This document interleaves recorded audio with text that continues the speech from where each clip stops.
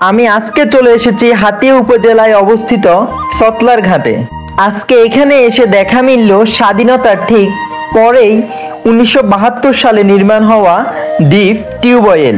এছাড়া এখানে রয়েছে আরো অনেক কিছু, সব দেখাবো আজকের এই ব্লগে।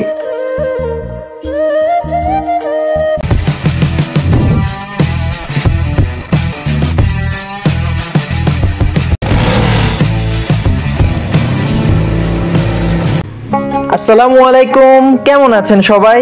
আশা করি ভালো আছেন।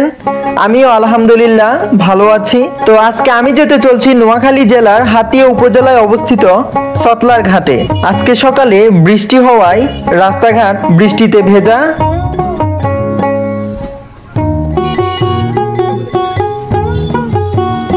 আমরা এখন যে সতলার ঘাটটিতে যাচ্ছি, এই ঘাটের সাথে হাতিয়াবাসীর লোকজন বেশ পরিচিত, কারণ এই ঘাট দিয়ে বেশিরভাগ হাতিয়াবাসীর লোকজনই যাতায়াত করে থাকে।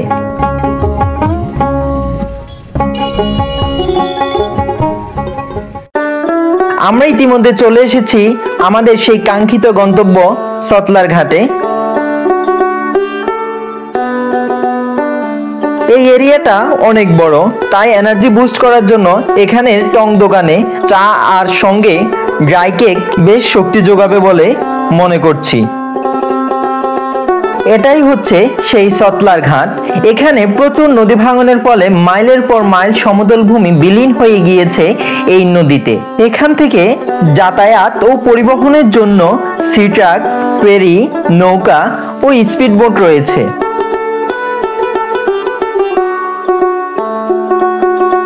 এখানে অন্যান্য পরিবহন সার্ভিসের চেয়ে এই সার্ভিসটি অর্থাৎ স্পিডবোট দ্বারা ট্রান্সপোর্টেশনে কস্টিং তুলনামূলকভাবে একটু বেশি। তবে কস্টিং বেশি হলেও এটা অনেক সময় বাঁচায়।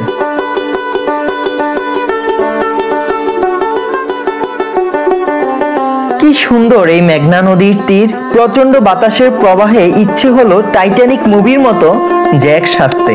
আর এদিকে আকাশের মন ভারী খারাপ, যে কোনো সময় ঢালতে পারে তার অজোর ধারার বৃষ্টি। আমি বাদে সবাই গন্তব্যে ফেরার সে কি ব্যস্ততা। এদিকে এই জেলে ভাই তীব্র জোয়ারে জাল ফেলছে।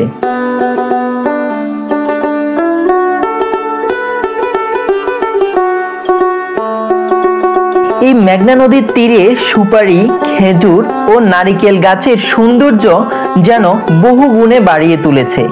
বাস্তবিকভাবে এই রোদেলা দৃশ্য আরো অপরূপ।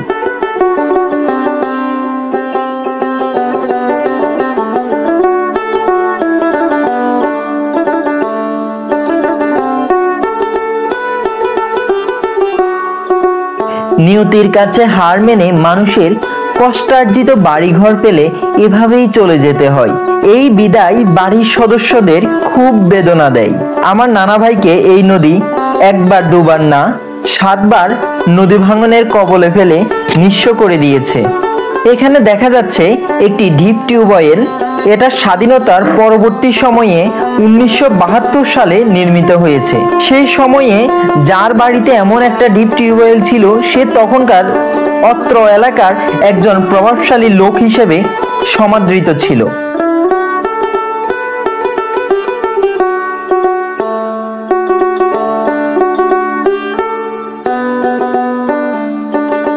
এই মেঘনা নদীর কূলে কূলে হাঁটতে হাঁটতে আমি অনেক দূর চলে যাচ্ছি। ওই দূরে নৌকার মাঝিকে হাত নাড়িয়ে আমার ভালোবাসার একটু জানান দিলাম।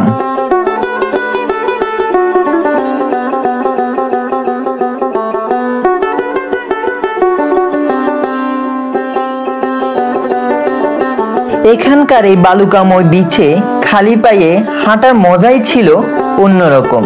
নৌকার মাঝি নোঙর ফেলে অপেক্ষা করছে জোয়ারের, কখন জোয়ার আসবে।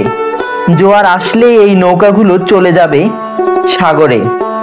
তো দেখতে দেখতে আজকের ব্লগ থেকে বিদায় নেওয়ার সময় হয়ে গেল। আপনাদের ভালো ও সুস্থতা কামনা করে আজকের ব্লগটি এখানেই শেষ করছি। আল্লাহ হাফেজ।